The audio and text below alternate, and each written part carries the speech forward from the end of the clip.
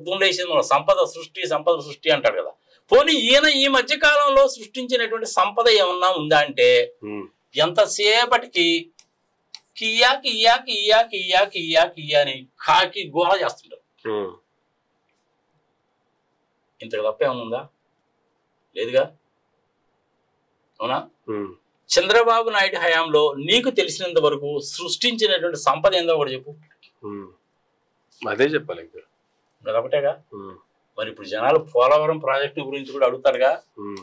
అవునా? పిఎన్ పెడుతున్నా, లేదంటే పోలా అని పెడతా.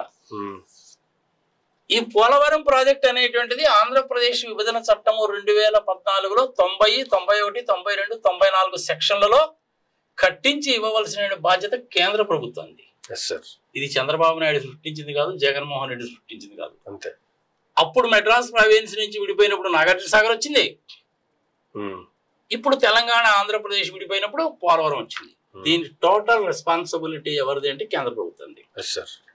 చంద్రబాబు నాయుడు చేసిన దిక్కుమాలిన పనుల మూలకంగా డయాఫ్రమ్ వారు సంకనాగిపోయి ఇప్పుడు మళ్ళీ దానికోసం అని చెప్పి విదేశాల నుంచి కన్సల్టెంట్స్ ని పిలిపించి రెక్టిఫై చేస్తే గానీ అది కాదు అంటాడు. ఆల్రెడీ మనకి సెంట్రల్ వాటర్ కమిషన్ ఉంది. ఆ స్థితికి తీసుకొచ్చింది ఎవరు సార్? మరి ఆ స్థితికి తీసుకొచ్చింది ఆయనేగా. మరి ఆ విషయాలు చెప్పకుండా విధ్వంసం జరిగింది, గత ప్రభుత్వం మొత్తం నాశనం చేసింది. వస్తా నువ్వు తొందరపడబాక. జరిగిన విధ్వంసం ఏంటంటే ఇది నీకు డ్యాము, ఇటు పక్క కొండ ఉంది, ఇటు పక్క కొండ ఉంది. అవునా? ఈ రివర్ ఏమో ఇట్టా పోతా ఉంది. ఈ గోదావరి అనేటువంటిది విశాలంగా పోతుంది, లూజు సాయలు. నువ్వు ఎక్కడ డ్యామ్ కట్టలేవు. ఈవెన్ నువ్వు ఉత్తరప్రదేశ్ లోనో బీహార్ లో తీసుకో, గంగా నది విశాలంగా ప్రవహిస్తుంటది, బ్రిడ్జిలో 7-8 కిలోమీటర్లు పొడవు ఉంటాయి. నువ్వు డ్యామ్ కట్టలేవు, లూజ్ సాయిల్ అది. అందుకని ఈ ప్లేస్ ని సెలెక్ట్ చేసుకొని యాక్టివల్ గా ఈ వెళ్ళేటువంటి రివర్ వే ఏదైతే ఉందో ఈ రివర్ ఇటు పోయేటువంటి దాన్ని, సముద్రంలో కలిసేటువంటి దాన్ని ఇటు పక్కకి తీసుకురావడానికని నీకు ఇక్కడ ఒక కాఫర్ డ్యామ్ కట్టాలి. ఈ కాఫర్ డ్యామ్ కట్టలా, డ్యామ్ ఏమో ఇక్కడ కడుతున్నావు, కింద కూడా నువ్వు ఒక కాఫర్ డ్యామ్ కట్టాలి. అది కూడా గట్ల, ఇది గట్ల. ఈ కొండల్లో 2 చోట్ల నువ్వు సొరంగాలు వేస్తే గానీ కెనాల్లోకి నీళ్ళు రావు. అది చేయలా. ఎప్పుడైతే నువ్వు కాఫర్ డ్యామ్ కట్టలేదో, హెవీగా ఫ్లడ్ వచ్చిందో ఈ డయాఫ్రమ్ వాల్ సంకన అయిపోయింది. ఫస్ట్ చేయాల్సింది ఏంటంటే నువ్వు కాఫర్ డ్యామ్ కట్టాలి. వెనక కాఫర్ డ్యామ్ వాటర్ ని ఇటు పక్కకి డైవర్ట్ చేయడానికి. ముందు కాఫర్ డ్యామ్ ఎందుకు? తుఫాన్లు వచ్చినప్పుడు, వర్షాలు వచ్చినప్పుడు, వరదలు వచ్చినప్పుడు ఆ వాటర్ లోపలికి రావడానికి. ఇక్కడ వాటర్ ఏమో హెవీ ఫ్లో 100 లీటర్లు వచ్చింది అనుకో, అక్కడ నీకు ధవళేశ్వరం దగ్గర 3 లీటర్ల కంటే స్టోర్ చేయలేవు.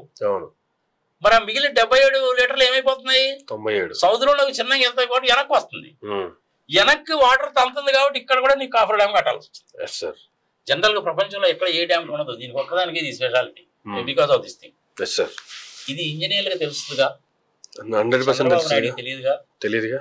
నాకంటే ఇంట్రెస్ట్ ఉండి తెలుసుకున్నా, వెళ్ళి చూసాను ప్రాక్టికల్ గా. అక్కడ ఉండే చీఫ్ ఇంజనీర్లతో, ఎగ్జిక్యూటివ్ ఇంజనీర్లతో మాట్లాడితే వాళ్ళు క్లియర్ గా ఎక్స్ప్లెయిన్ చేసి చెప్పారు కాబట్టి నేను కూడా చెప్పగలుగుతున్నాను. ఇక్కడేమో నువ్వు బొక్కలు పెట్టేశావు, ఇక్కడేమో అసలు గట్ల, ఇక్కడేమో కాంక్రీట్ పోసేసి ఓహో అంత పోసేసాము, ఇంత పోసేసాము, అది చేసేసాము, ఇది చేసేసాము. సొరంగంలో నుంచి ఇటు నుంచి అటుకెళ్ళాడు చంద్రబాబు నాయుడు కుటుంబ సమేతంగా. ఆహా ఓహో అని చెప్పి దిక్కుమాల ప్రచారాలని చేశావు. పైగా చంద్రబాబు చంద్రన్న చంద్రన్న ఓహోహో చంద్రన్న ఏమి చేసావు చంద్రన్న అని సపోర్ట్లు కొట్టించావు. ఏపీఎస్ఆర్టీసీ వాళ్ళకి బొక్క బస్సుల్లో తీసుకెళ్ళాను. మరి దీన్ని సంపద సృష్టి అంటారా, విధ్వంసం అంటారా? ప్రజల విజ్ఞతగా వదిలేద్దాం సార్. అవునా? ఇది పోలవరం సంగతి. మరి ఇప్పుడు ఆ పోలవరం డయాఫ్రమ్ వాళ్ళు దెబ్బతిందంటే దాన్ని రిపేర్ చేయడం అంటే అంత సామాన్యం కాదు. కొత్తది కట్టాలి, కొత్తది కట్టడం అంటే ఆల్మోస్ట్ ప్రాజెక్ట్ కట్టినట్టే. అంతేగా. ముందు మీరు అన్నట్టు ఈ కాపర్ డ్యామ్ లేకుండా బాగా మిత్రుడుగా ఉన్నట్టు చలసాని గారిని మొన్న రోజు అడిగాను నేను, ఏమండి మీరు ఏదో వెళ్ళొచ్చినట్టున్నారు కదా, అక్కడ ఈ రీహాబిటేషన్ ప్రోగ్రామ్ కింద విలేజెస్ అన్ని ఎట్లా ఉన్నాయంటే దుర్భరమైన పరిస్థితులు అండి వాడు ఏం చెప్పాడు. ఆయన ప్రాక్టికల్ గా చూసి వచ్చిన మనిషి కాబట్టి. అంటే నువ్వు పునరావాసం కల్పించలా. యాక్చువల్ గా డ్యామ్స్ కట్టేవి ఏం చేయాలంటే ముందు పునరావాసం కల్పించి కాఫర్ డ్యామ్ కట్టి దాని తర్వాత డ్యామ్ మొదలు పెట్టాలి. చంద్రబాబు నాయుడు దాన్ని ఎగ్జాక్ట్లీ రివర్స్ లో చేశాడు. దీనికోసము డబ్బులు కాంక్రీట్ పోతే డబ్బులు వస్తాయి అందుకని చేశాడు. దాని మూలకం ఏమైంది, డ్యామ్ సంకనాగిపోయింది. మరి దీన్ని సంపద సృష్టి అంటారా, విధ్వంసము అంటారా? ప్రజల విజ్ఞతగా వదిలేద్దాం సార్. అందుకని నేను చెప్తున్నాయి, సంపద సృష్టి, విధ్వంసము రెండు కూడాను ప్లస్ కేసెస్ అనేది 3 కలిపి చెప్పడం నా యొక్క ప్రధానమైన ఉద్దేశం అదే. వెలుగొండ ప్రాజెక్ట్ తీసుకో, జగన్మోహన్ రెడ్డి టైంలో 2 టన్నల్స్ పూర్తి చేశారుగా, అవునా? మరి దాన్ని సంపద సృష్టి అంటావా, విధ్వంసం అంటావా? 4 పోర్ట్లు తయారు చేశారుగా, అవునా? సంపద సృష్టి ఆర్థిక విధ్వంసము కేసెస్ అని చెప్పుకుంటున్నావా? 4 విషయాలు చెప్పానా? Nagarjuna Sagar, Srisailam, banks nationalisation, Vizag steel plant, etcetera etcetera చెప్పుకున్నాం కదా మనం. పోర్ట్లు, హార్బర్స్, మెడికల్ కాలేజ్. ఆ ప్రివ్యూలోనే సంపద సృష్టి ప్లస్ ఆర్థిక విధ్వంసము ప్లస్ కేసులు, వీటిలో ఈ సంపద సృష్టికి సంబంధించిన దాంట్లో 5వ విషయం ఏమిటి అంటే సాఫ్ట్వేర్, ఐటీ ఇండస్ట్రీ సంపదను సృష్టించింది. నిజం చెప్పాలంటే హైదరాబాద్ లో చూసాం వాస్తవంగా. దాన్ని దీనికి రూపకర్త ఎవరు, కర్త కర్మ క్రియ ఎవరు అంటే పివిఎన్ నరసింహారావు గారు. పివిఎన్ నరసింహారావు గారు స్కీమ్ అన్నమాట. Farmer prime minister.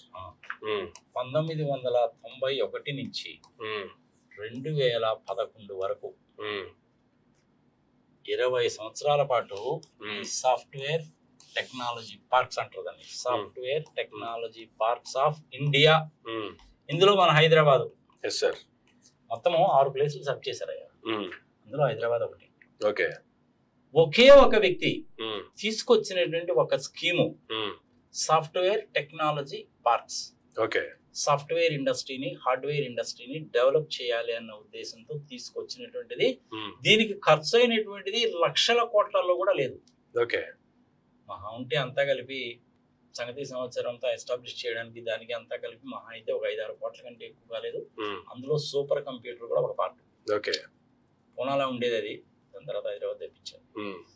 PV Narasimha Rao గారు తీసుకొచ్చిన ఈ స్కీమ్ మూలకంగా 1 కోటి మందికి ఉద్యోగ అవకాశాలు వచ్చాయి. కుటుంబంలో 4 ఉన్నారంటే 4 కోట్ల మంది బ్రహ్మాండంగా బతికారుగా. అవునా? రాయల్గా బతికారుగా. 120 దేశాల్లో భారతదేశానికి సంబంధించిన సాఫ్ట్వేర్ ఇంజనీర్లు ఉన్నారుగా. అంతకు ముందు మనము ఫారెన్ కరెన్సీ లేక ఇంకొక 15 రోజులు పోతే గనక ప్రపంచంలో మన పరువు పోతుంది అన్నటువంటి సందర్భంలో ఈ సాఫ్ట్వేర్ టెక్నాలజీ పార్క్ స్కీమ్ తీసుకురావడానికంటే ముందు పివి నరసింహారావు గారి కంటే ముందు ఉన్నట్టు ఆయన, ఐ థింక్ చంద్రశేఖర్ అనుకుంటాను, ప్రైమ్ మినిస్టర్ గా ఉన్నప్పుడు బంగారం తాకట్టు పెట్టారుగా. మొన్న ఈ మధ్య 102 కేజీలు మళ్ళీ విడుదల చేసుకొని వచ్చాను.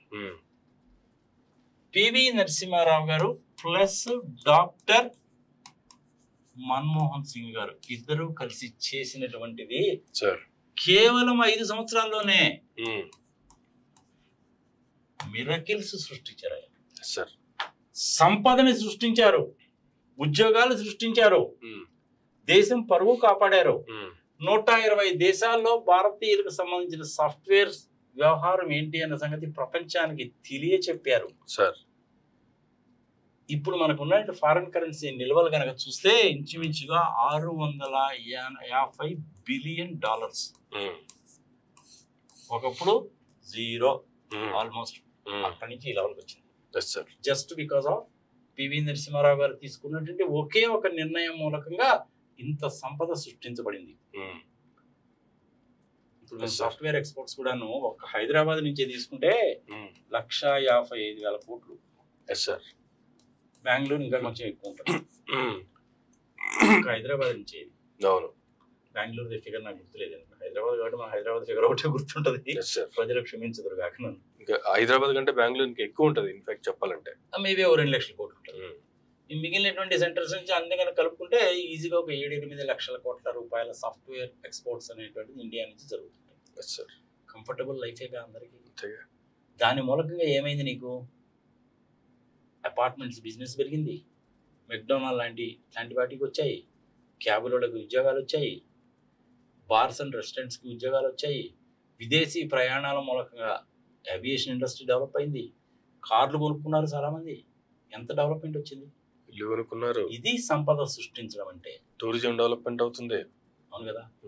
ఒకే ఒక వ్యక్తి చేసినటువంటి ఒక పని మూలకంగా ఆయనకి దాని మూలకంగా ఏమన్నా చంద్రబాబు నాయుడు సంపాదించినట్టు ఏమన్నా డబ్బులు సంపాదించాడంటే రూపాయి లేదుగా పాపం. ఇక్కడ చిన్న సందేహం అడగండి. కానీ చంద్రబాబు నాయుడు గారు ఎంత పచ్చి అబద్ధాలు ఆడతాడంటే అక్కడికి వస్తాను. నా సందేహం కూడా అదే. ఇదంతా నేనే చేశానంటాడు ఆయన. అసలు సాఫ్ట్వేర్ ని, ఐటీ టెక్నాలజీని, అసలు ఐటీ అనేది ఒకటి ఉందనేది కనిపెట్టిందే నేను. ఇంతకుముందు మీరు అన్నట్లు విజయ్ గారిని అక్కడ బొమ్మని చెప్పింది కూడా నేనే. నీకు దండం పెడతా స్వామి. ఆయన ఇట్లాంటి చాలా చెప్తుంటూ అరే ఒలింపిక్స్ లో గెలిచిన వాడికి నోబెల్ ప్రైజ్ ఇస్తారంటాడు. ఇట్లాంటి బొచ్చులేని చెప్తాడు ఆయన. ఆయన గురించి నువ్వు తీసే పక్కకి. నేను ఇంటర్వ్యూ అవ్వదు సార్, మీరు చెప్పండి. తీసే ఇట్లాంటి అన్ని చాలా చెప్తుంటాడు కదా ఆయన. సాఫ్ట్వేర్ ఇండస్ట్రీ అంటే జనాలకు బాగా తెలుసు. అదే పనిగా డబ్బా కొడుతుంటాడు కదా. నేనే చేశాను కియా కియా కియా కియా అన్నట్టే ఉంటది సార్. వీళ్ళ పేరు కనీసం ఎప్పుడు ఒక్క రోజు చెప్పడా ఆయన. ఆంధ్రప్రదేశ్ లో వీళ్ళ ముగ్గురితో పాటు ప్రామినెంట్ గా చెప్పుకోదగ్గ వ్యక్తులు ఎవరు అంటే హనుమాన్ చౌదరి గారు. Is a telecom expert. ఎలాంటి వ్యక్తి తెలుసాగా? పివి నరసింహారావు గారి ఇంటికి కానీ, ఇందిరాగాంధీ ఇంటికి కానీ, వాజ్పేయి ఇంటికి కానీ వితౌట్ ఎనీ అపాయింట్మెంట్ డైరెక్ట్ గా వెళ్ళగలిగిన వ్యక్తి. మన తెలుగువాడే. నాకు కూడా మంచి ఫ్రెండ్, మిత్రుడు బాబు. ఇక్కడే సికింద్రాబాద్ లోనే పోస్టల్ కాలనీలో ఉంటాడు ఆయన. ఇప్పటికి కూడా బాగానే ఉంటాడు ఆయన. బీజేపీలో ఉన్నాడు ఆయన.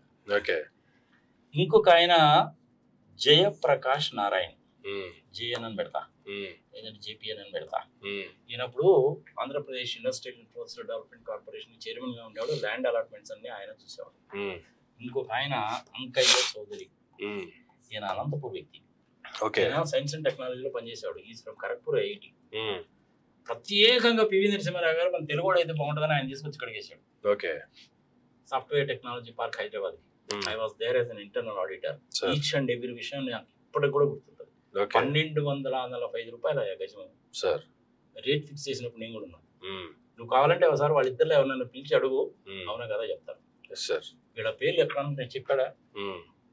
ఎక్కడా చెప్పడావు. విచిత్రం ఏంటంటే ఈయన చెప్పకపోతే చెప్పకపోయాడు. ఈ TV5 వాళ్ళు, TV9 వాళ్ళు, ఎన్టీవీ వాళ్ళు, వీళ్ళు ఏబిఎన్ వాళ్ళు, దరిద్రం ఉండడుగులు వాళ్ళు కూడాను కనీసం వాళ్ళ పేర్లు చెప్పరా? ఎవడు ఒక్కడు కూడా అడగడు. పిల్లనిచ్చిన మామ పేరే చెప్పరు. ఇంక వీళ్ళందరూ సంగతి పిల్లనిచ్చిన మామూలు వెనుపోటు పుడిచాడులే. ఇంక వీళ్ళ పేర్లు ఎందుకు చెప్తాడు ఆయన? నువ్వు చెప్పింది కూడా కరెక్టే, అవునా? అట్లనే ఆర్థిక విధ్వంసం అని చెప్పి అదే పేరు చెప్తారుగా. ఎవరు? ఏబిఎన్ రాధాకృష్ణమూర్తి గారు. మరి ఆయన మీద ఉన్న 100 కోట్ల రూపాయలు కేసు సంగతి చెప్పడే వేరే వాళ్ళు ఎవరు మాట్లాడరే? రామోజీరావు గారి మీద ఉన్న 2600 కోట్ల రూపాయలు దాని గురించి మాట్లాడమే. ఏబిఎన్ రాధాకృష్ణమూర్తి గారు ఏం చేశాడు? తిరుమల తిరుపతి దేవస్థానం వాళ్ళ వెబ్సైట్ లో జీసస్ గారి బొమ్మ, మరియమ్మ గారి బొమ్మ కనపడుతుందని చెప్పి నానా దిక్కుమాల ప్రచారాలు, దరిద్ర ప్రచారాలు చేశాడు. ఫైనల్ గా ఇన్వెస్టిగేట్ చేస్తే సుబ్రహ్మణ్యం గారు కాదు అని తేల్చాడు. 100 కోట్ల రూపాయల పరువు నష్టం దావా వేశారు. ఇంతవరకు ఆ విషయాన్ని గురించి తెలుసు.